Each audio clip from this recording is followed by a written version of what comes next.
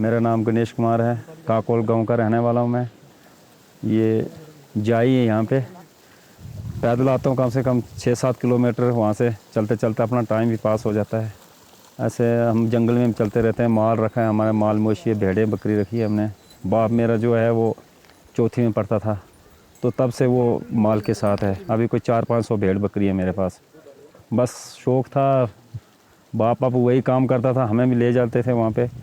तो जंगल में यही बेंसरी आस्ता आस्ता आस्ता सीख गए हम।